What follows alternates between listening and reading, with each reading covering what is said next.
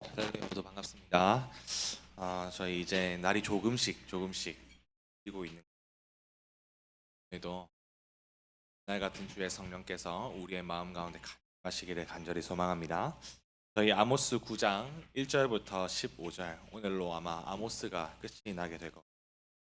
9장 1절부터 15절까지의 말씀 저와 여러분들 한 절씩 교독하도록 하겠습니다. 저는 쉬운 성경으로 읽겠습니다. 9장 1절부터 15절까지 제가 먼저 1절 읽도록 하겠습니다. 주께서 제단 곁에 서 계신 것을 내가 보았다. 주께서 말씀하셨다. 기둥 꼭대기를 쳐서 문지방까지 흔들리게 하여라.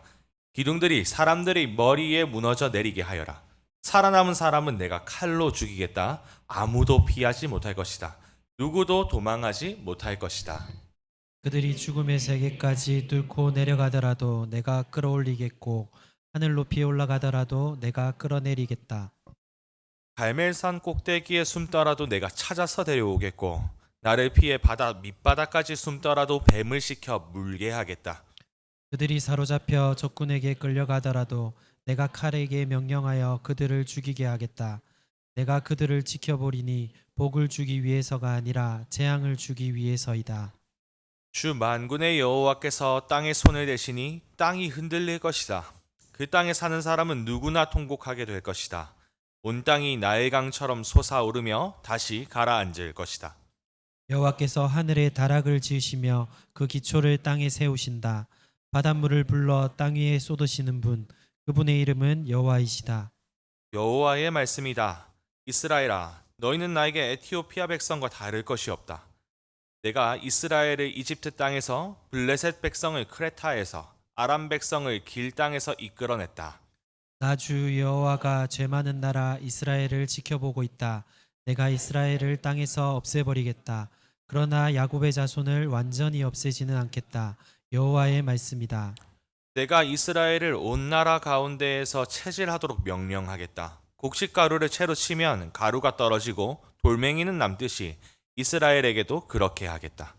내 백성 가운데 우리에게는 제약이 닥치지 않는다고 말하는 죄인은 칼에 죽을 것이다. 그날이 오면 내가 다윗의 무너진 장막을 일으키고 부서진 틈새를 막으며 무너져 내린 것을 다시 일으켜 세우겠다. 옛날처럼 다시 회복시켜 주겠다. 그리하여 이스라엘이 에돔에 남은 사람들과 나에게 속한 다른 나라들을 차지하게 하겠다. 이 일을 이루실 여호와의 말씀이다. 여호와의 말씀이다. 그날이 오면 곡식을 베자마자 밭을 갈아야 하고 씨를 뿌리자마자 포도주를 만들어야 할 것이다. 이스라엘의 산마다 포도주가 흘러 언덕마다 넘칠 것이다. 사로잡혀간 내 백성 이스라엘을 내가 다시 데려오겠다.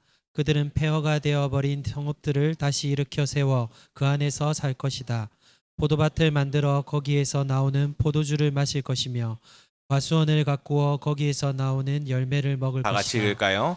내가 내 백성을 그들의 땅에 심겠다. 내가 그들에게 준 땅에서 그들이 다시는 뽑히지 않을 것이다. 너의 하나님 여호와의 말씀이다. 아멘. 아멘. 성경은 곳곳에서 우리 주관자 되신 하나님에 대해서 증거합니다. 그런데 이 주관자라고 하는 말이 우리 어린 친구들에게는 주관한다라고 하는 이 말이 감이 안 올 수가 있어요. 하나님께서 마음대로 통치하신다라는 겁니다. 다스린다라는 거죠. 모든 것들을 하나님께서 통제하신다라는 것을 주관한다라고도 이야기할 수 있을 것 같아요.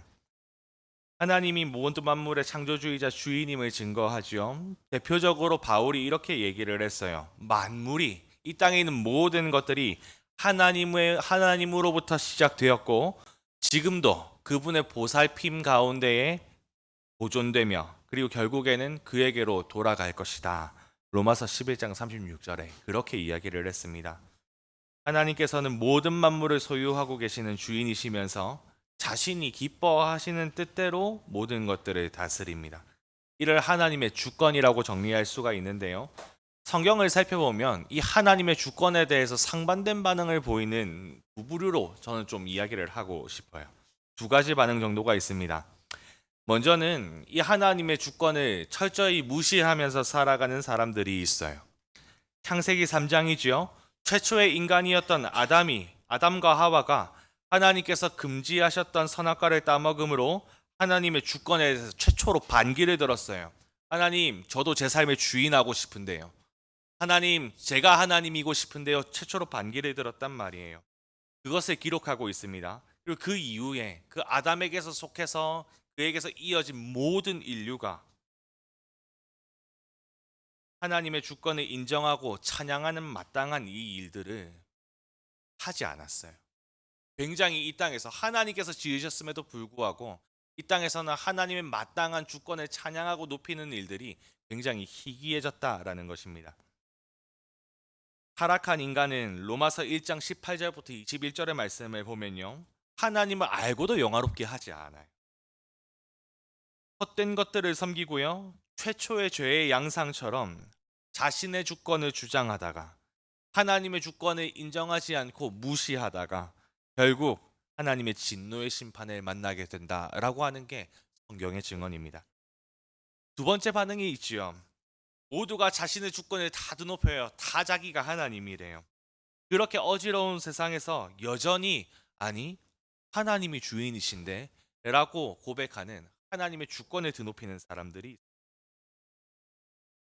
제가 성경에서 몇 사람들을 좀 데리고 왔어요. 역대상 29장부터 29장 11절부터 12절을 보면 우리가 잘 알고 있는 다윗 왕에 대해서 이야기를 하죠. 그가 왕임에도 불구하고 한 나라의 모든 결정권자임에도 불구하고 이스라엘의 왕이었지만 위대하심과 권능이 영광과 승리와 위엄이 그와 귀가 모두 주께로 말미암았다라고 노래했습니다. 내가 지금 누리고 있는 모든 것들이 이 나라의 영화가 모두 하나님으로부터 왔습니다라고 고백한 거예요. 더군다나 이 다윗은 굉장히 도전적이죠. 저희에게 도전적입니다. 사무엘상 4장 20장을 보면 우리가 잘 알고 있는 다윗의 도피 생활에 대해서 기록을 하고 있어요. 한 나라의 왕 사울에게서 그가 도망치면서 원수 갚는 일도 자신의 마땅한 권리가 아니라 하나님의 고유한 주권 속에 있는 일이다라고 고백하면서 자신의 그 숱하고 길었던 도피 생활을 청산할 수 있는 기회를 스스로 내려놓기도 했습니다. 욥기 1장 21. 고난당하는 욥에 대해서 이야기를 하죠. 그 욥은 그렇게 하루아침에 모든 것들을 잃어버렸음에도 불구하고 주신 것도 여호와시고 거두시는 것도 여호와시니 여전히 하나님의 주인 되심을 나는 하고 노래하겠다라고 아주 멋있는 믿음의 고백을 남깁니다. 그뿐만이 아니에요. 느헤미야 9장 6절에서도 포로기 이후에 성벽을 재건하기 위해서 느헤미야가 바벨론으로부터 가나안 땅으로 이렇게 넘어왔죠. 근데 암살 시도가 굉장히 많았어요. 엄청난 위험들이 많았단 말입니다. 그럼에도 불구하고 느헤미야도 만물을 지으시고 보존하고 계시는 이가 하나님이시. 자기의 기뻐하시는 뜻대로 지키시고 보존하시고 마치실 분이 하나님이시다. 하나님의 주권을 고백하면서 하나님께 기도하던 칼에 칼로 맞대지 않고 기도하던 사람. 이러한 반응들이 참 복되게도 성경에 굉장히 모두가 하나님의 주권을 무시하고 자기 스스로가 자신의 삶의 주인이다. 내가 세상의 중심이다 고백하는 어지러운 세상에서 아니야. 하나님이 하나님이 기뻐하시는 대로 지금도 하나님이 기뻐하시지 않고 악한 일들이 이렇게 벌어지지만 그래도 여전히 하나님의 섭리의 손이 취하시는 그 주권자의 손이 땅에 함께 하시고 마지막 하실 것이다 라고 하는 믿음이 그 믿는 사람들 가운데는 언급했던 이들 모두 하나님의 주권을 인정하고 받았던 빛나는 믿음 한 어려움에도 불구하고 그의 뜻을 따라서 행해 믿음의 모든 인생의 주인 하나님께서 사람의 삶 하실 것 하실 것이다. 뻔한 신뢰가 자리 잡고 제가 하나님의 주권이라고 하는 주제 각장을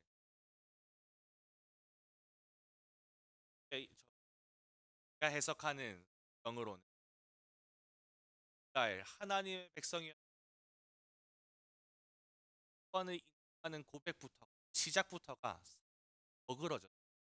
그래서 그들 가운데에 하나님의 심판을 받을 수밖에 없는 악들이 나.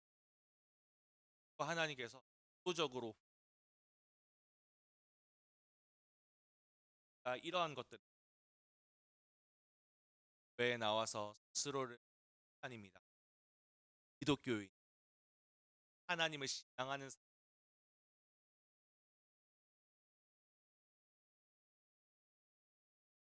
사랑이 지당해야 받을 수. 직전에 아모스 8장의 내용은요. 이스라엘의 이 말 네 번째로 여름 과일 환상 여호와의 말씀이 없어서 생기는 이갈의 처참함을 예언했습니다. 너희 아무리 여기저기로 하나님의 말씀을 이러한 처참함을 예언.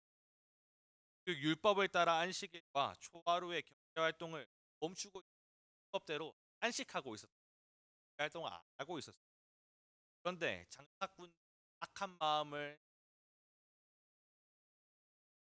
어떤 생각들을 품고 안식하면서 땅이 강하고 하나님께서 힘쓰며 그렇게 해야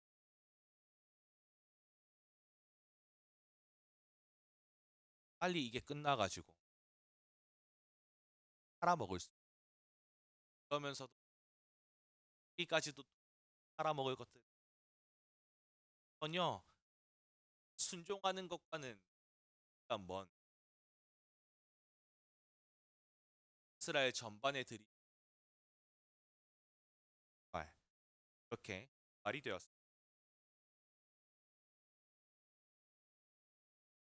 환상 이스라엘의 하나님이 여전히 심판하시겠다라고 하는 확실한 의상을 통해서 보여주. 딴 곁에 하나님이 네, 앞선 첫 번째부터 네 번째까지 차별점이 있습니다. 어떤 차별점이 있냐면 첫 번째, 두 번째 환상 여러분들이 기억하실지 첫 번째, 두 번째 환상은 하나님께서 메뚜기 보다고 하니 아모스 하나님 야곱의 집이 이것을 견디지 못합니다 라고 중재를 해요. 하나님이 이것을 내리지 않겠다라고 하는 모습까지 포함하고 있어요. 성지자의 중재가 다섯 번째 환상에서는 보이지 않습니다. 그리고 세 번째, 네 번째 환상에서도 더 이상 선지자가 중재는 하지 않았지만 그래도 하나님이랑 대화들을 했었어요. 질문들을 하고 그걸 답을 들었었는데 상은 자가 무슨 말을 했다라는데 하나님이 이렇게 하시겠다라고 일방적으로 하나님이 실행하실 것이다. 더 이상 하나님의 심 이해되지 않고 라고 하는 것을 하기 1절의 내용을 한번 살펴보십시오. 아모스가 보았던 환상 하나님께서 기둥 꼭대기를 쳐서 그러니까 어떤 건축물 가운데 하나님이 건물 가운데 있지 기둥 꼭대기를 쳐서 문지방까지 흔들리게 하여라 라고 1절이 시작이 되고 건축물의 하중을 하고 있는 지붕이 내부에 있는 사람들의 머리 위로 그래서 떨어지면 자연스럽게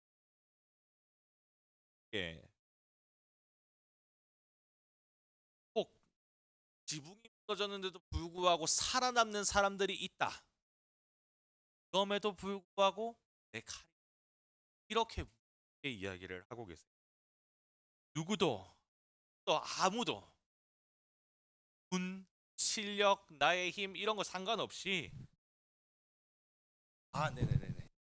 네 그런 거 상관없이 누구도 하나님의 심판으로부터 도망할 수가 없을 것이다. 이렇게 하나님께서 강력하게 말씀하고 있어요. 2절부터 4절까지는 하나님이 추격하시는 것들에 대해서 이야기를 합니다. 죽음의 세계, 그리고 이 개역개정은 스월이라고 번역하죠. 하늘, 갈멜산 꼭대기, 바다 밑바닥, 적국으로 사로잡혀가는 것, 하나님의 심판의 날에 그 진노를 피하고자 하는 사람들의 시도를 문학적으로 표현하는 것 같아요. 어떻게 좀 피하고 싶어가지고 어디로든 도망가봐라 하지만 너희는 피할 수 없을 거야. 산과 바다도 더 강한 신의 나라로 사로잡혀가기도 해도 하늘과 심지어 죽음도 하나님의 심판으로부터 우리를 숨겨주지 못한다라고 하는 사실이 분명하게 드러나지요. 왜냐하면 하나님께서는 이스라엘 영토 안에서만 활동하시는 다른 우상들과는 전혀 달라요. 사실 그들은 실체도 없고 능력도 없습니다. 하지만 우리 하나님은 그런 분이 아니란 말이에요. 한 공간 안에 국한되어서 능력을 베푸시는 분이 아니에요. 하나님께서는 만물의 주관자입니다. 만물이 하나님으로부터 나왔다라는 이야기예요. 그 통치와 섭리가 미치지 않는 곳이 없는, 신학적인 용어로 무소부재하신 하나님. 그리고 그것을 또 다른 표현으로는 편재하시는 분. 그 하나님이시기 때문에 그들이 어디로 도망을 가도 하나님의 심판은 피할 수가 없다라는 겁니다. 무섭지 않아요? 저는 죽어도 하나님의 심판을 피하지 못한다라고 하는 이 말이 현재 시대에 던져주는 메시지가 있다고 저는 생각을 합니다. 많은 사람들이 죽으면 끝이라고 생각을 하죠. 한 번밖에 없는 인생, 죽으면 끝 아니야? 그냥 내가 잘 살다가 그냥 편하게 눈 감으면 그걸로 끝이지. 아니요. 하나님의 심판은 죽음도 숨겨주지 못해요. 죽어도 끝이 아니란 말입니다. 하나님의 무소부재하심, 편재성이 북이스라엘 백성들에게 매우 두려운 대상이 되었다라고 하는 것은 참 안타까운 이야기가 아닐 수가 없어요. 왜냐하면 어디에나 계시는 하나님, 이 하나님의 속성은 하나님의 백성들에게 하나님의 인도하심과 도우심, 동행하심에 대한 약속을 나타내기 때문이에요. 그래서 우리가 잘 알고 있는 시편에서도 내가 사망의 골짜기로 다닐지라도 거기서도 뭐가 함께 하시죠? 주의 막대기가 나를 안위한다고 이야기를 하잖아요. 그러니까 우리가 어느 위험천만한 곳에 다녀도 하나님의 백성이 있는 곳이 어디든 간에 하나님의 임재하시고 하나님이 동행하시고 도와주시는 손길이 미치지 않는 곳이 없다라는 거예요. 우리가 아무리 소망을 가지고 가질 수 없는 어두운 곳이라고 할지라도 하나님의 손이 그곳 가운데 반드시 미쳐서 하나님의 백성과 동행하시고 도우시고 그들을 보존하신다라고 하는 약속을 나타내는 게 하나님이 무소부재하시다. 하나님이 편재해 계신다. 만물 가운데 계신다. 그래서 하나님의 백성들이 이를 통해서 위로와 담대함을 얻게 되는 것이 이 하나님의 속성입니다. 그런데 북이스라엘에게는 이게 두려움이 되어버렸어요. 시편 139편이 이 하나님의 백성이 누리는 어떤 유익들을 잘 나타냅니다. 시편 기자가 그렇게 이야기를 해요. 내가 어디로 주의 앞을 떠나서 주의 신을 떠나서 어디로 도망치더라도 하나님으로부터 피할 수 없습니다. 라고 고백해요.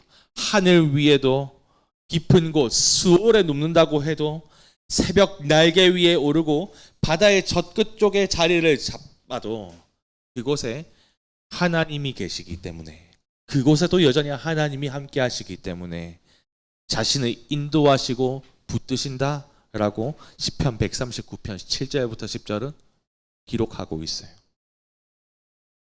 여러분, 이 사실이 얼마나 우리에게 큰 위로입니까?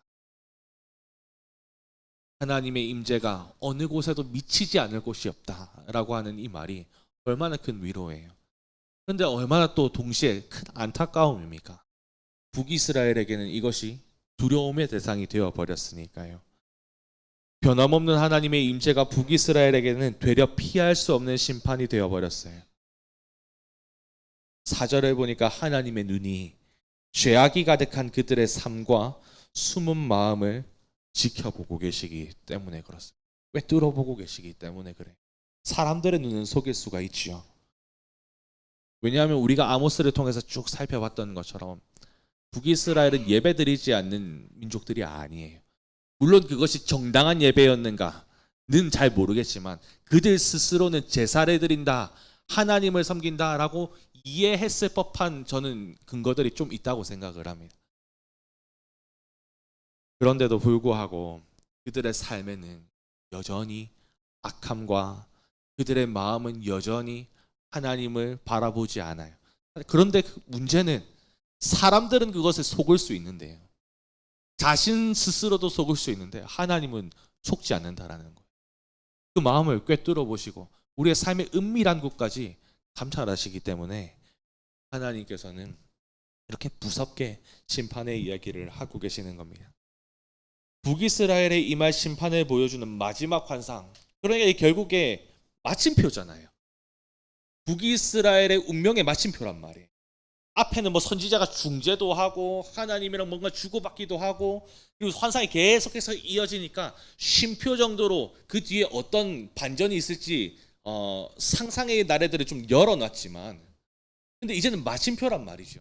마지막 환상이 하필 제단이 있다라고 하는 것은 무엇이죠? 그곳이 그들이 성소로 그것을 이해를 하고 있었던 뭐든 간에 하나님을 예배하는 제단이 있었던 곳, 예배하는 곳이다라는 거예요. 이것이 굉장히 좀 의미심장합니다.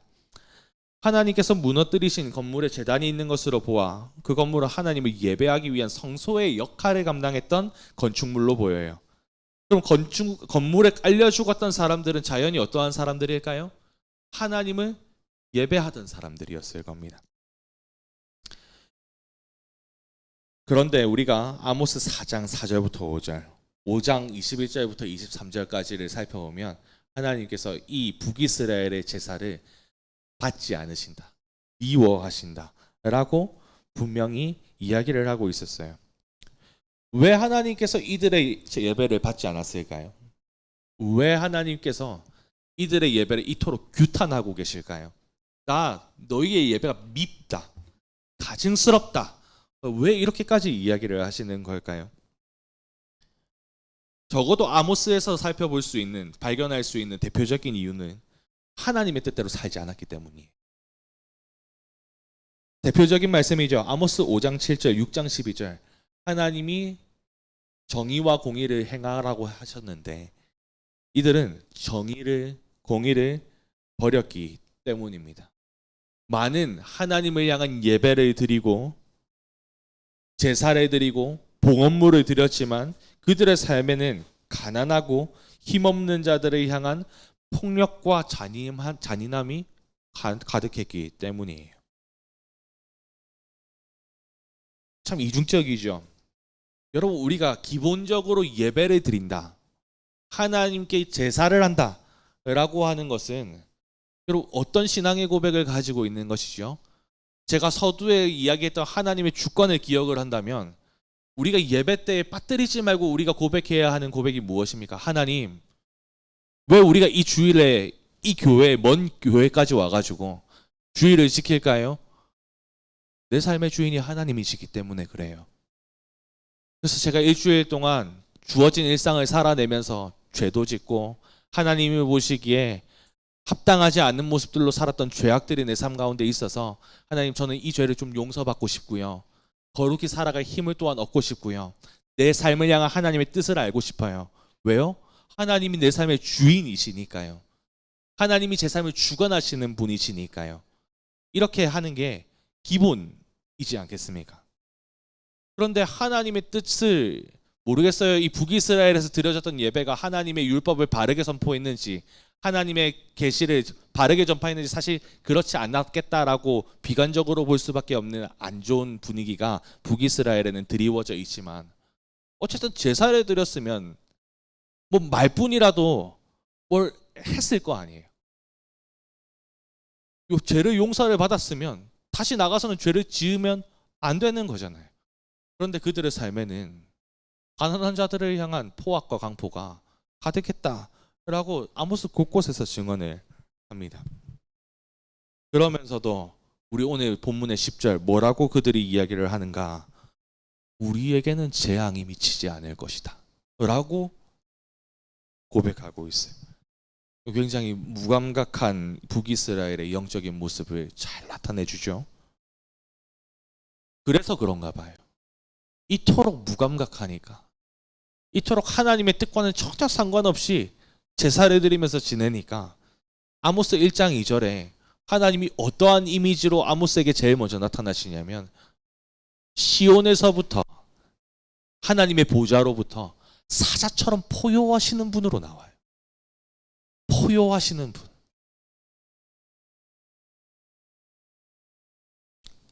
그럼에도 6장 1절과 같은 말씀을 보면 이들은 재앙이 닥치지 않을 것이라고 자신하고 있고요. 평안한 마음을 가지고 있어요. 아, 나는 안전하다. 안심한다. 그렇게 이야기를 하잖아요. 그럼 이와 같이 자기의 상태를 어리석게 판단한 이유는 도대체 무엇 때문일까? 적어도 문맥을 통해서는 이들이 드리고 있는 수많은 제사와 너무 큰 관련이 있겠다라고 생각할 수가 있습니다. 앞서 언급했던 것처럼 성소로 이해되는 곳에 가서 아침마다 드리는 제물들, 3일마다 드리는 11조, 감사제물, 낙헌제, 월삭과 안식일에 대한 율법 준수, 이런 것들은 북이스라엘이 적어도 제의적으로는 굉장히 큰 뜨거운 열심을 가졌다라고 하는 것을 알 수가 있어요. 드리는 봉헌물이 저희가 이해하고 있는 레벨과 사실 달라요. 11조를 3일마다 드린대요. 아침마다도 드리고요. 감사제물도 드려요. 자원하는 제사도 드립니다. 그런데 이들의 제의적 열심에는 우리 마태복음 22장 37절부터 40절까지 예수님께서, 주님께서 율법을 이 두 가지로 딱 정리를 하시잖아요. 하나님 사랑, 이웃 사랑으로 정리하시죠. 근데 이것을 마땅히 우리 모든 율법 준수가 하나님 앞에 하는 모든 신앙의 활동들이 이 두 가지로 귀결되어야 하는데 이것이 이 북이스라엘에게는 보이지 않아요. 오히려 하나님을 멸시하기 때문에 가난하고 약한 자들을 억압하고 짓밟습니다. 결국 그들의 모든 종교의 대상, 종교 활동의 대상과 목적이 하나님은 아니시다라고 하는 결론에 도달할 수가 있겠죠. 형식뿐이다, 껍데기뿐이다 라는 것이 명백하게 드러납니다. 그러니 하나님이 받지 않으시지요. 그런데 이렇게 많이 드리는, 숨없이 많이 넘치게 드리는 이 제사가 이 죄로 말미암아 어두워진 북이스라엘에게 어떻게 작용을 하고 있는 것 같냐면 마취제처럼 작용하고 있는 것 같아요. 나는 하나님께 예배하고 있어. 나 3일마다 11조 하고 매일 아침마다 하나님께 예배해. 그뿐만이 아니라 무슨 경사가 내 삶에 있으면 자원해서 하나님께 낙헌제를 드리기도 해. 이렇게 예배가 마치 하나님의 뜻을 따라서 살지 않고 면죄부처럼 적어도 이들 안에서는 기능을 하고 작용하고 있는 것이죠. 스스로 속여서 나는 하나님을 믿고 있다라고 생각했을 것 같아요. 하나님의 그래서 진노 앞에서도 지금 태평하게 나는 아무런 문제가 없다. 재앙이 미치지 않을 것이다. 평안하고 안심하고 살아가고 있는데 하나님은 정작 사자처럼 계속 보유하고 계시는 이 모습이 오늘 성경을 통해서 드러나죠. 이제 5절부터 10절은 만물의 창조주이신 하나님의 주권을 강조하면서 그분이 행하실 심판의 일들을 나타냅니다. 그런데 5절부터 6절을 먼저 보면요, 창조주 하나님에 대한 찬양의 시가 나와 있어요. 그래서 하나님이 땅에 손을 대시니까 땅이 흔들리고 그 땅에 사는 사람들은 누구나 통곡하게 될 것이고 온 땅이 강처럼 막 넘실대고 하나님께서는 하늘을 다락 삼고 그리고 그 기초를 땅에 세우셔서 바닷물을 불러 그 땅 위에 쏟으시는 분, 그 모든 만물을 창조하신 하나님께서 주권적으로 마음대로 통제하시고 마음대로 주관하신다, 기뻐하시는 뜻대로 주관하신다 라고 하는 찬양시가 나오는데요. 그런데 다른 소선지서에서는 사실 이런 찬양, 하나님의 창조 그리고 이제 만물에 대한 주관을 가지고 계신다라고 하는 이 찬양시가 그렇게 자주 나타나지 않는데 이 아모스서에서는 특별히 이번까지 3번이나 반복이 되었어요. 그리고 그 찬양의 마지막에는 그 이름은 여호와이시다라는 동일한 선언으로 끝맺습니다. 뭘 아모스가 이렇게 힘주어서 3번이나 반복하면서 강조를 하고 싶어 하시는가? 역시 하나님이 만물의 주인이시다라는 사실을 강조하기 위해서 이 찬양시를 3번이나 반복하고 있어요. 만약에 우리 가운데 모든 것들을 뜻대로 하시는 분이 있어요. 우리 뒤에 있는 이 산을 마음대로 들었다 놨다 하실 수 있는 분이 있어요라는 걸 찬양한다면, 그 주권을 가지고 계신 분께 이목이 집중이 되겠죠. 관심을 집중시키기 위한 이러한 장치로 보입니다. 하나님의 온 땅을 그 뜻대로 하시는 찬양시가 3번이나 반복되는 것은 하나님의 말씀에 그토록 반응하지 않고 완고하게 마음을 닫고 있는 북이스라엘을 깨우시기 위한 하나님의 열심이다라고 해석할 수가 있지요.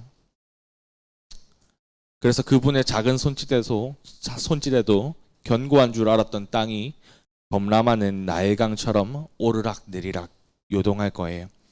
하늘을 자신의 처소 삼으시고 땅을 하늘에 떠받치는 기둥으로 삼으시고 바닷물을 불러서 이 땅 위에 쏟으시는 만물의 주인이신 여호와 하나님께서 심판을 집행하실 것이다 라고 하는 것이 분명하게 나타나죠.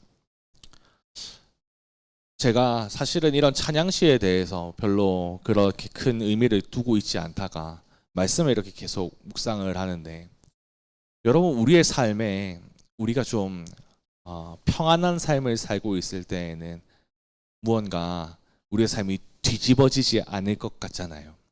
그래서 안심하고 살아가죠.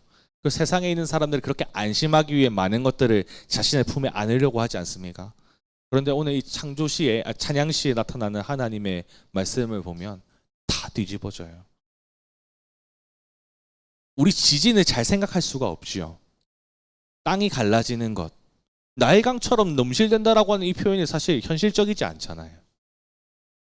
우리가 모든 것의 기초로 두는 이 땅이 그냥 이대로 견고하게 우리를 지탱하고 있을 것이라고 생각하기 때문입니다. 그런데 하나님은 자신의 기뻐하시는 뜻대로 이걸 나일강처럼 막 넘실대게도 하신대요.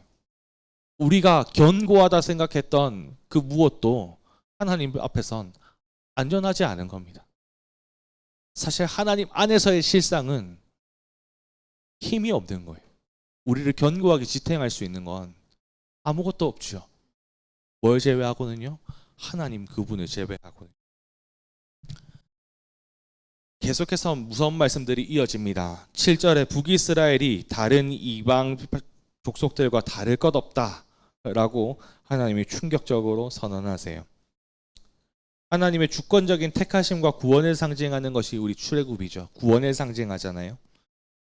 이스라엘이 존재하는 토대가 되는 중요한 사건이라고 이야기할 수 있어요. 하지만 블레셋과 아람 등 다른 여타 민족의 그냥 이름을 붙이자면 대이동 이렇게 하나님이 인도해내셨다. 민족의 대이동과 전혀 다르지 않은 일로 분류시켜 버립니다. 구원도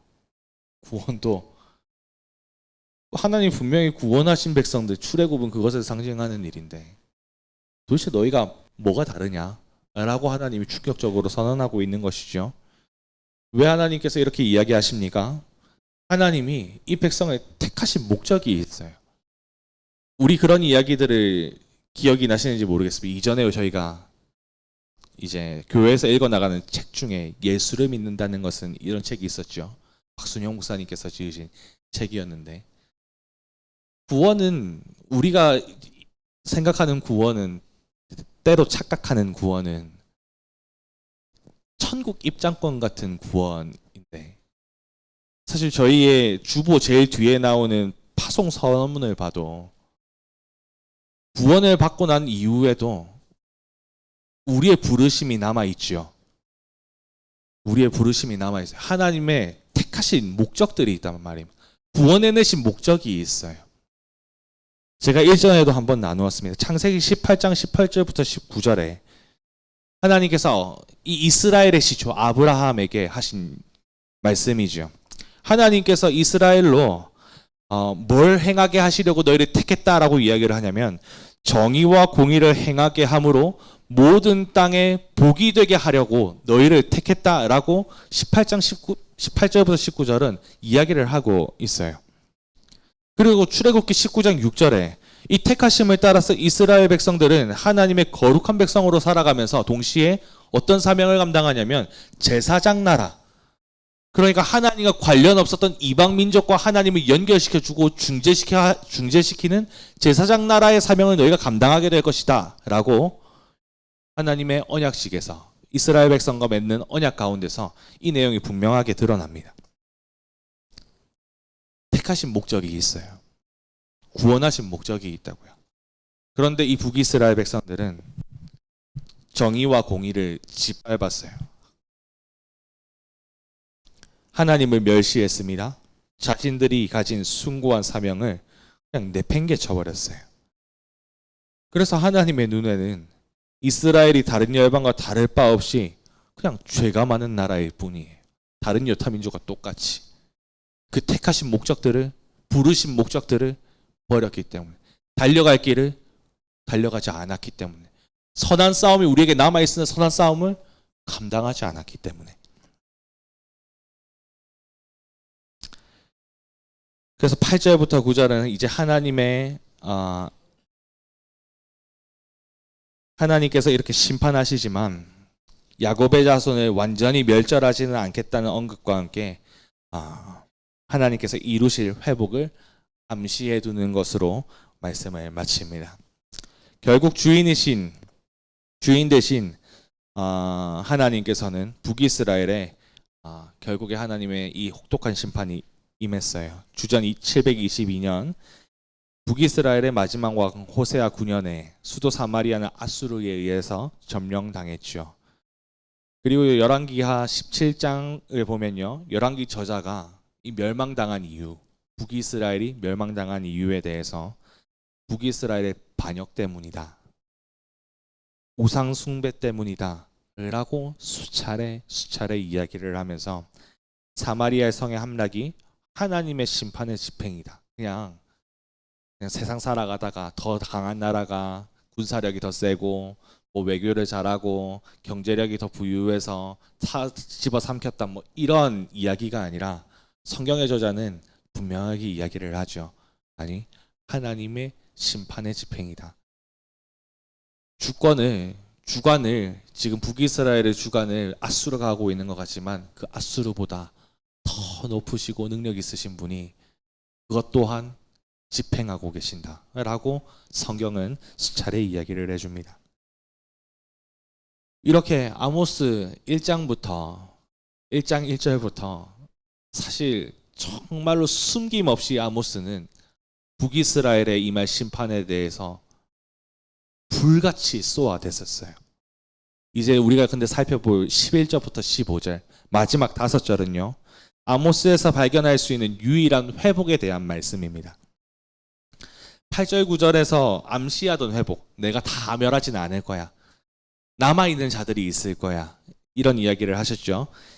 이 암시가 어떻게 구체적으로 회복이 될지 보여줍니다.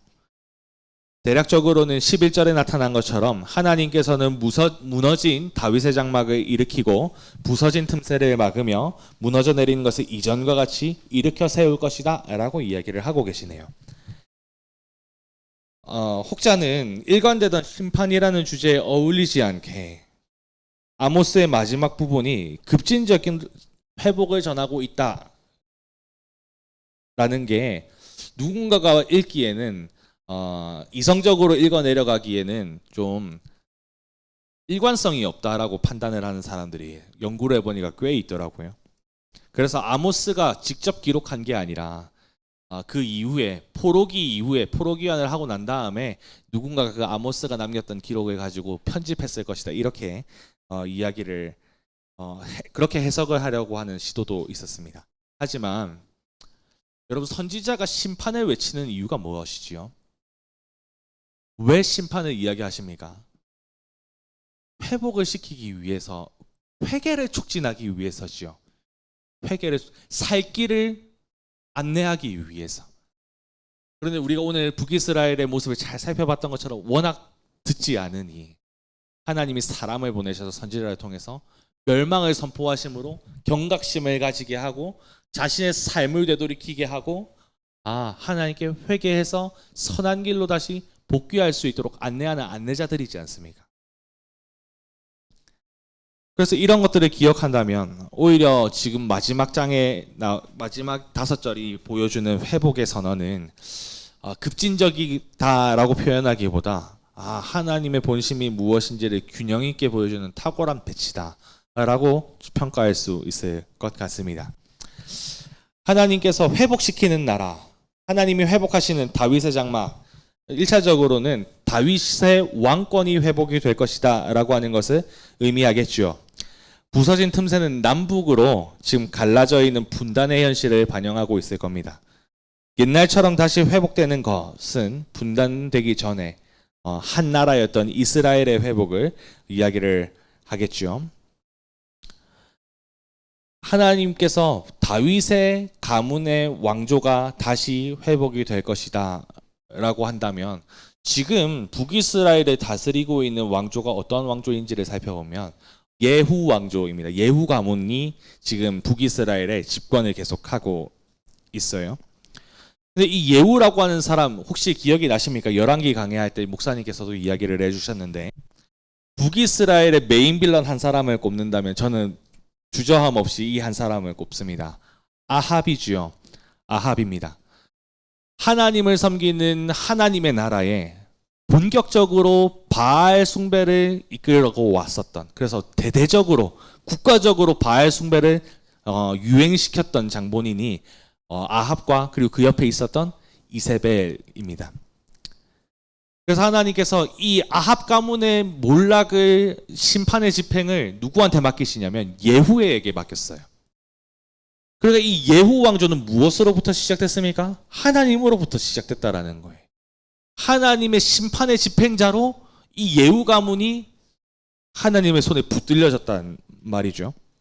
그런데 이 가문이 하나님의 심판의 집행, 하나님의 거룩한 뜻을 시행하는 사람들이었고 하나님으로부터 이 왕권을 부여받았다면 여러분 당연히 자연스럽게 어떻게 살아야 됩니까? 하나님 눈치를 잘 보면서 살아야죠. 하나님의 뜻을 따라서 통치해야 하는 것 아니겠어요? 그런데 제가 성경의 예후 왕조의 이 이야기들을 쭉 살펴봤는데요.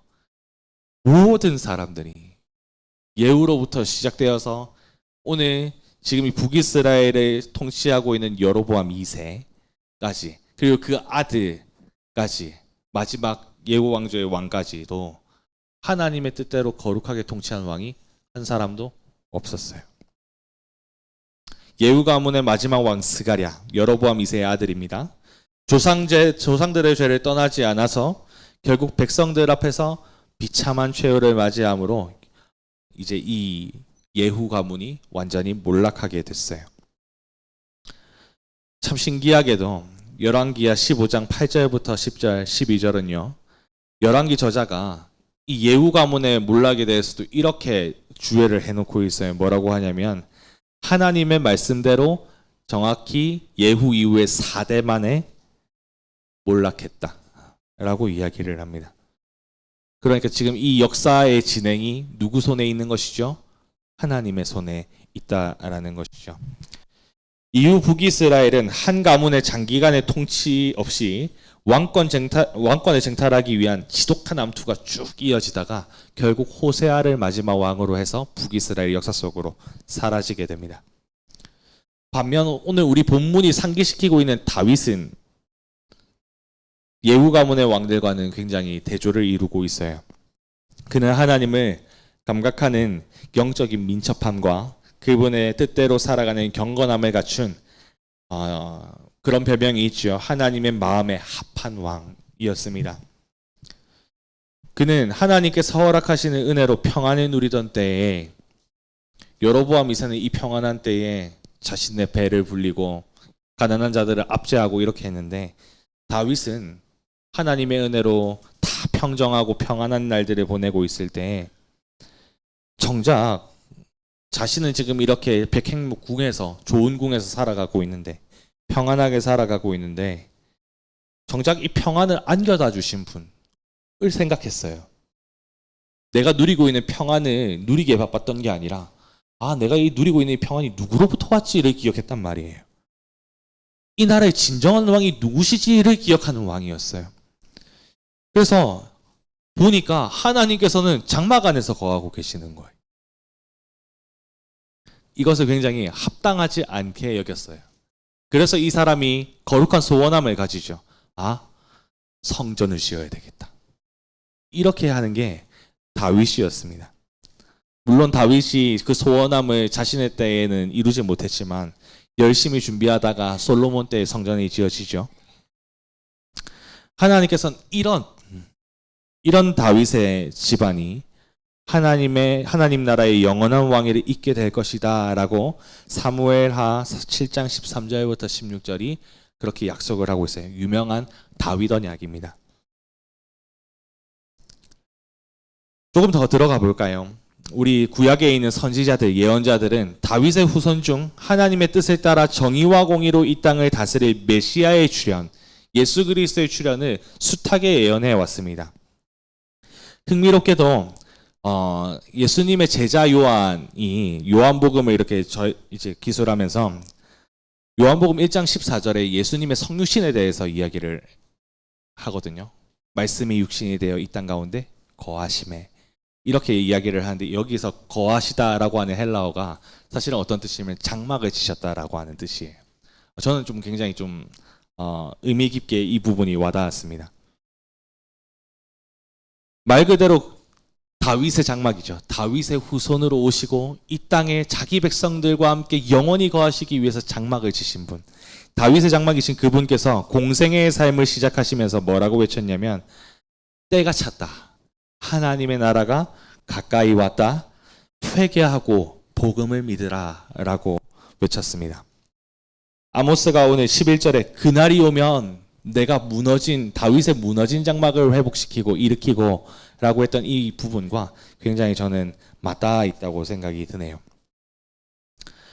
결국 하나님께서 이루실 회복은 정의와 공의로 온 땅을 다스리시는 왕 예수 그리스도의 통치 아래로 초대하는 복음의 복선이다 라고 해설을 할 수 있을 것 같습니다. 그리고 본문 12절 예수 그리스도의 복음의 시대를 내다보고 있어요. 그날에는 에돔을 포함한 모든 열방이 모두 이스라엘에게 속하게 될 겁니다. 이스라엘의 소유가 된다라고 하는 이 말은 언약 백성으로의 축복이 혈통의 이스라엘을 넘어서서 이방인에게까지 이르게 될 것을 나타내는 것인데요.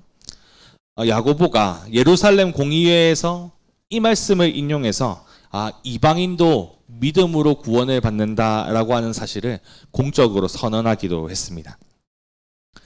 13절부터 15절은 하나님께서 회복시킨 나라의 모습을 잘 설명해 줍니다. 얼마나 풍요로운지.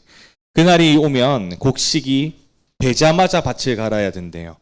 씨를 뿌리자마자 포도주를 만들어야 한답니다. 그만큼 수확의 양이 많기 때문이겠죠. 누구도 핍절하지 않는 풍성함이 그날에는 찾아올 겁니다. 더 이상 첫 인류의 범죄로 저주를 받았던 땅은 엉겅퀴와 가시 대신에 풍성한 소산을 하나님 나라 백성에게 허락할 거예요. 적국에 사로잡혀간 하나님의 백성들도 다시 본국으로 귀환하여서 성읍들을 세워 거주하기 시작할 겁니다. 이 풍요로운 모습들은 굉장히 좀 신기하게도 아모스 5장 11절에는 어떻게 이야기하냐면요. 북이스라엘이 가난한 사람을 짓밟고 동족들을 착취했을 때, 그러니까 하나님의 뜻을 행하면서 살지 않을 때는 그들이 다듬은 돌로 멋진 집을 지어도 거기서 거주하지 못할 것이다. 아름다운 포도밭을 만들어도 거기에서 너희들은 포도주 못 마실 거야 라고 하나님이 경고하셨단 말이에요. 그런데 회복된 나라에서는 그것에 딱 반대입니다. 딱 반대. 너희들이 성읍에 영원히 거주하게 될 것이고 포도주를 너희 포도밭에서 마시게 될 것이다. 누리게 될 것이다. 라고 이야기를 해줘요. 왜 이렇게 정반대일까요? 저는 이렇게 해설을 하고 싶습니다. 모든 백성들이 정의와 공의 가운데 순복하면서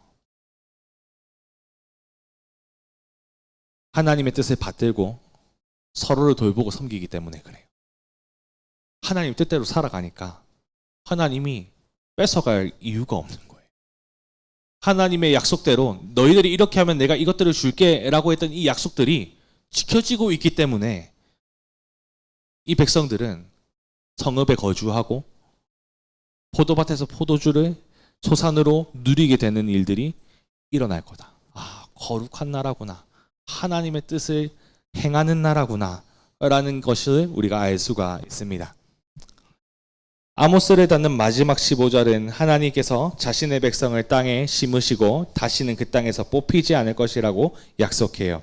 이들이 다시 뽑히지 않는다라고 하는 것은 영구적인 평안을 기계적으로 약속하는 것이 아니죠. 앞서 이야기했던 것처럼 이 회복은 단순히 그냥 멸망했던 나라가 다시 그냥 역사 중에 다시 나타난다. 멸망했다 다시 회복된다 이런 내용이 아니라 이제 회복된 나라의 이 백성들은 하나님의 뜻을 거룩히 행하는 거룩한 마음들을 가지고 있다. 그 회복이 예수 그리스도로 말미암아 시작이 될 거다라고 하는 것을 뜻합니다. 만물의 주인이신 하나님을 감각하면서 더 이상 죽을 길로 달려가지 않기에 생명의 길을 예수님과 동행하면서 걸어가기에 이들은 회복된 나라의 백성, 예수 그리스도께서 왕으로 군림하시는 하늘 나라 백성으로 참 어울리는 백성들이겠지요. 근데 그 나라가 아직 오지 않았음에도 그 회복의 날을 기다리면서 지금은 비록 정의와 공의가 짓밟히고 가난한 자의 신음과 눈물로 얼룩진 어둠의 땅을 살아가고 있지만 여전히 회복될 나라, 하나님 나라에 백성답게 살아가고 있었던 사람들이 있었어요. 무너진 다윗의 장막을 일으키실 하나님께서 지금도 여전히 이 어두운 땅에서도 살아계신다라고 하는 믿음 안에서 선한 양심을 따라 정의와 공의를 행하면서 살았던 사람들. 저는 꼭 이 사람들을 기억해야 한다고 생각을 합니다. 아모스 5장 10절부터 12절까지 뇌물을 받아서 판결을 굽게 하는 사람들에게 미움받고 학대를 받지만 선한 양심을 따라서 하나님 살아계신데 하나님이 정의와 공의로 백성들을 이웃들을 대하라고 했는데 여러분 도대체 뭐하고 있습니까? 라고 하는 나팔을 불다가 학대를 당했던 의인들, 미움을 받았던 경건한 사람들, 그 어두운 시대에도 있었어요. 또 아모스를 기록한 저자도 그렇게 살았죠. 자신의 목에 칼이 드리웠잖아요. 베델의 제사장 아마샤가 여로보암 2세의 권위를 등에 업고 당장 이 땅에서 꺼지세요. 이 땅은 당신이 말하고 있는 이 말을 견디지 못해요. 더 이상 못 들어주겠어요. 그냥 고향 땅에 나가서 예언하세요. 밥 벌어 먹으면서 살아가면서. 이렇게 이야기하면서 위협했는데 아모스가 뭐라고 대답했지요? 아니요. 아니요. 아니요. 여로보암 2세가 아니라 하나님이 이 땅의 주인이에요. 그러니까 지금 말을 들어야 하는 건 내가 아니라 이제 당신이 하나님의 말씀을 들어야 됩니다. 라고 대답했잖아요. 보이는 위협보다 보이지 않는 하나님을 두려워할 줄 아는 믿음의 사람들. 하나님의 주권이 무너져 버린 것처럼 보이지만 여전히 하나님의 주권을 고백하고 있는 사람들. 이 사람들이야말로 하나님께서 회복시키시는 나라에 어울리는 하늘나라 백성이겠지요. 이렇게 아모스가 전체적으로 마쳤습니다. 우리가 숱하게 살펴본 것처럼 하나님은 심판과 회복을 주관하세요.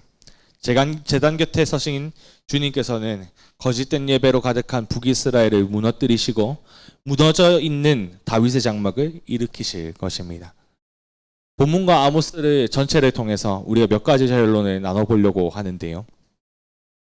먼저는 하나님께서는 보이지 않으시지만 모든 것을 자신의 선하고 기뻐하시는 뜻대로 이루시는 만물의 주관자다라고 하는 이 주권의 고백을 우리가 다시 한 번 더 굳건하게 세웠으면 좋겠습니다.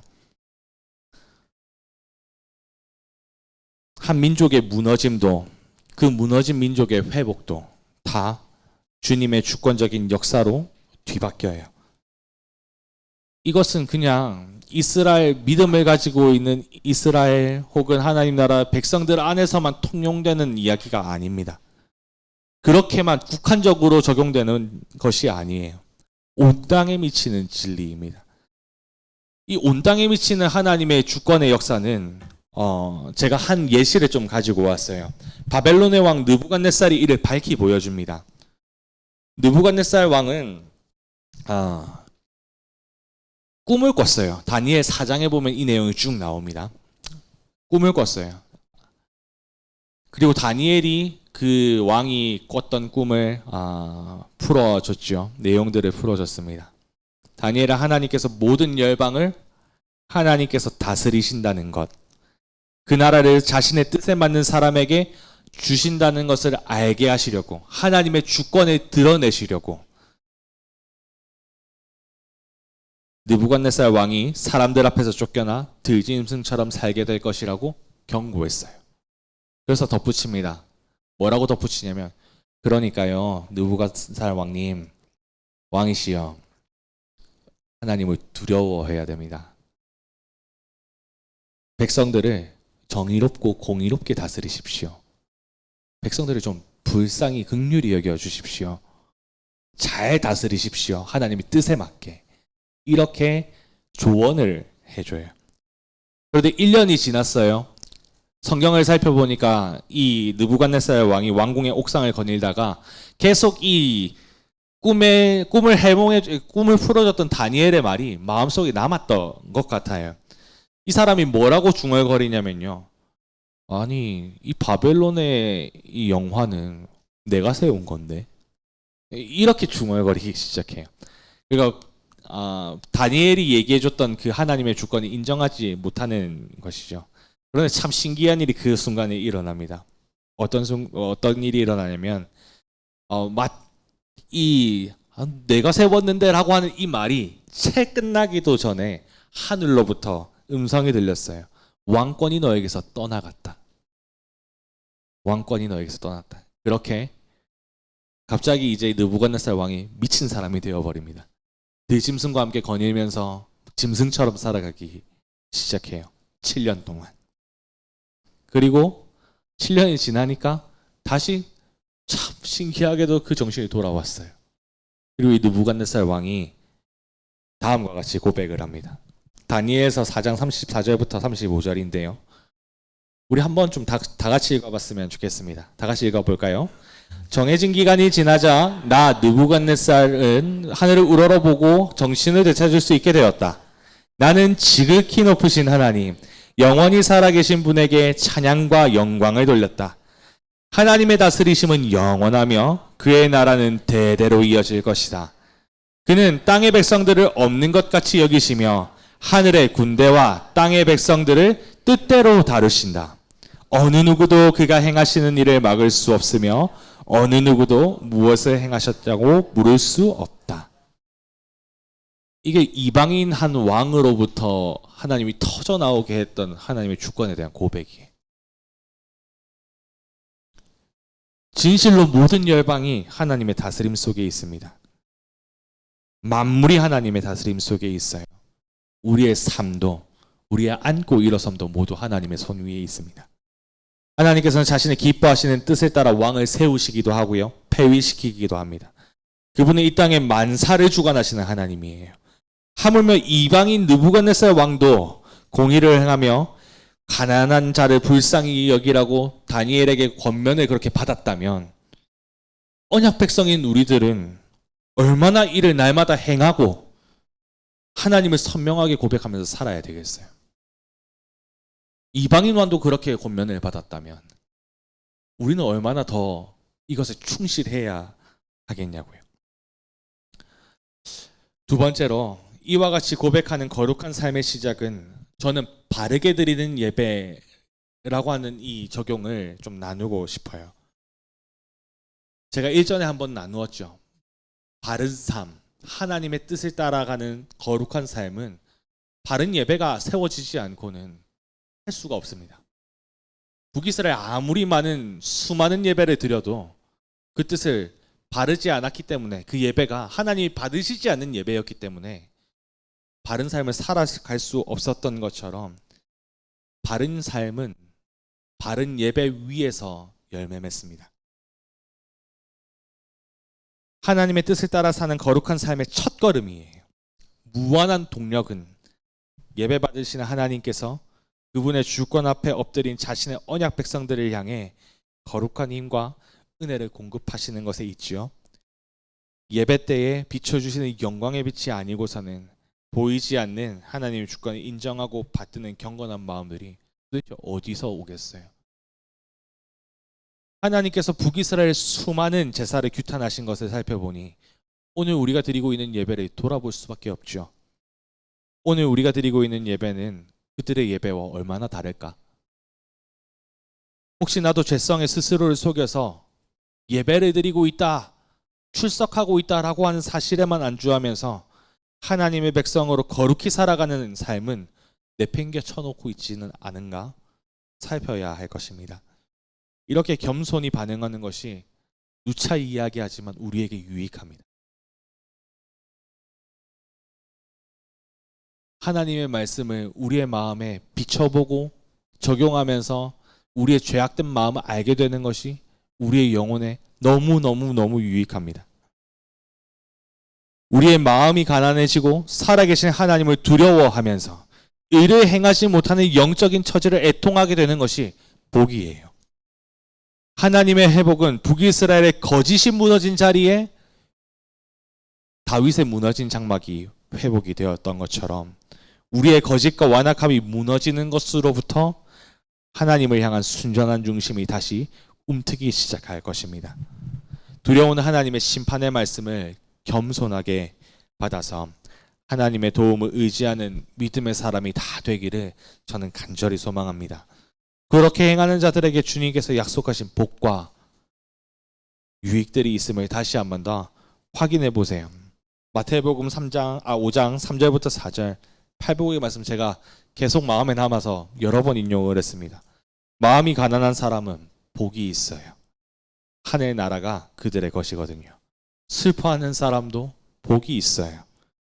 위로를 하나님으로부터 받을 것이거든요. 의에 줄이고 목마른 사람은 복이 있어요. 분명히 하나님께서 채워주시는 거룩한 마음으로 배부르게 될 것입니다. 마지막으로 우리는 예수 그리스도의 복음으로 구원받아서 하나님의 거룩한 나라 백성으로 살아가고 있음을 다시 한번 기억했으면 좋겠어요. 우리가 하나님의 백성이잖아요. 우리가 이 회복시킬 나라의 백성들이잖아요. 근데 회복시킬 나라의 양상들을 오늘 우리가 말씀을 통해서 살펴봤죠. 이들은 하나님을 향한 순전한 마음과 하나님의 뜻을 행하기 때문에 정의와 공의를 세우고 하나님의 뜻을 행하니까 하나님의 약속대로 풍요로움들을 누리는 모습들을 확인했잖아요. 그리고 아모스와 미움과 학대를 받던 의인들을 통해서도 우리가 하늘나라 백성들이 어떻게 살아야 되는지를 우리가 교훈받을 수 있잖아요. 하나님의 백성들은 혈통적으로 이어지는 나라가 아니라 동일한 믿음의 고백이 이어지는 그분의 권속들이죠. 아모스가 예언했던 것처럼 다윗의 후손으로 오신 예수 그리스도께서 왕으로 통치하시는 나라이며 그 나라는 그분의 복된 다스림을 따라서 살아갑니다. 하나님의 뜻과 법이 그대로 지켜집니다. 자신의 욕심과 이기, 세상의 헛된 자랑을 따라서 살아가는 것이 아니라 정의와 공의를 행하는 아름다운 삶이 어디에서나 펼쳐지는 복된 나라이지요. 우리는 그 나라의 백성들로 지금도 살아가기를 분투해야 합니다. 정의와 공의를 세운다라고 하는 게 여전히 어두운 이 땅 가운데서 많이 힘들죠. 의인들처럼 미움과 학대를 당할 수도 있겠죠. 애매한 고난들을 그렇게 짊어지게 되겠죠. 정의와 공의를 따라서 살아가려고 하면은, 하나님의 뜻을 따라서 살아가려고 하면은. 근데 그런 짐을 저는 말씀을 통해서 지면서 살아가기를 여러분들에게 권하고 있는 겁니다. 적어도 성경을 받드는 저는 그렇게 짐을 지고 거룩한 짐을 지고 살아가는 이 인생이 너무나 많은 것들이 약속되어 있음을 저는 확신합니다. 정말 팔복의 말씀처럼 하나님께서 위로해 주시고 정말로 그 하나님의 나라가 우리의 나라가 되고 우리가 그 나라의 백성이 되고 배부르고 하나님의 넉넉한 위로를 누리게 될 것을 저는 믿습니다. 그래서 여러분 부탁합니다. 정의와 공의를 행하면서 살아가십시오. 하나님의 백성의 합당한 모습으로 살아가기를 여러분 함께 분투해 주십시오. 바울이 골로새서에서 구원받은 성도가 어둠의 권세로부터 사랑의 아들의 나라로 옮겨진 자들이라고 표현하면서 다음과 같이 이야기를 했는데요. 우리 이 말씀을 한번 읽어보고 마치면 좋을 것 같습니다. 우리 골로새서 1장 9절부터 13절 다 같이 한번 읽어보도록 할까요? 우리는 여러분이 하나님의 뜻을 분별하게 되기를 기도하고 또한 하나님께서 영적인 지혜와 총명을 내려주시기를 기도합니다. 그래서 모든 일에 하나님을 기쁘시게 하고 영광 돌리는 삶을 살게 되기를 원합니다. 또한 모든 선한 일에 열매를 맺으며 하나님에 대해 더 많이 알아가길 기대합니다. 하나님께서 그의 크신 능력으로 여러분을 강하게 붙들어 주실 때에 여러분은 어떠한 어려움이 와도 넘어지지 않고 참고 견딜 수 있을 것입니다. 우리 아버지께 감사의 고백을 올려드립니다. 하나님께서는 빛 가운데 살아가는 자녀들을 위해 모든 것을 예비해 두셨습니다. 어둠의 세력에서 우리를 구원하셨으며 그분이 사랑하는 아들의 왕국으로 우리를 옮겨 주셨습니다. 아멘. 모든 일상의 자리에서 하나님을 기쁘시게 하고 영광 돌리는 삶, 어떤 어려움이 와도 넘어지지 않고 견뎌가는 삶을 살아가기를 기도합니다. 우리 주 예수 그리스도의 나라가 이미 임하였고 반드시 완성될 것입니다. 그때까지 빛 가운데 살아가는 자녀들을 위해 모든 것을 예비해 두셨다고 약속하시니 힘을 잃지 않고 크신 능력을 의지하며 살아가는 하나님의 백성으로 살기를, 하나님의 눈은 진실로 모든 인생을 지켜보고 심판하실 것을 기억하고 감각하면서 겸손하게 살아가게 되기를, 이 사실을 붙들고 성경이 보여주는 믿음의 대열에 함께하며 주어진 삶을 거룩히 살아가기 위해 끝까지 분투하는 9세대 교회가 되기를 간절히 소망합니다. 우리 함께 기도했으면 좋겠습니다. 우리 이 시간 함께 말씀을 생각하면서 좀 기도할까요? 하나님, 우리의 예배를 살펴봅니다. 우리 하나님께 우리가 바르게 예배를 드리고 있는지 하나님 다시 한 번 더 우리의 예배를 돌아봅니다. 하나님을 바르게 예배할 때 주님 우리에게 거룩히 살아갈 힘을 주십시오. 하늘나라 백성으로 마땅하고 합당한 모습으로 살아갈 수 있도록 우리에게 은혜를 허락하여 주십시오. 우리 그렇게 함께 기도하면서 나아갔으면 좋겠습니다. 기도하겠습니다. 사랑하는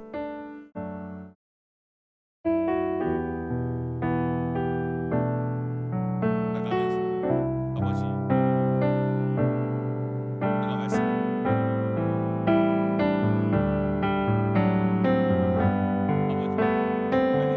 다시 살피기를 원합니다. 겸손한 아버지와 마음과 아버지 영광의 빛이 우리 가운데 비춰지기를 간절히 소망합니다. 거룩히 살아갈 수 있는 아버지 하나님 이 마음의 힘, 아버지 하나님 이 예배를 통하여 우리 가운데 아버지 하나님 공급되기를 원합니다. 그래서 하나님 우리가 분투하고 아버지 하나님 끝까지 참고 견디며 우리에게 주어진 일상들을 아버지 하나님 하나님의 백성답게 감당해 나가는 거룩한 사람들이 다 될 수 있도록 하나님 은혜를 베풀어 주십시오. 우리의 삶은 지치고 아버지 하나님 너무나 아버지 우리의 짐을 대신 져주시는 하나님께서 오늘도 우리와 함께 하심을 기억하며 살아갈 수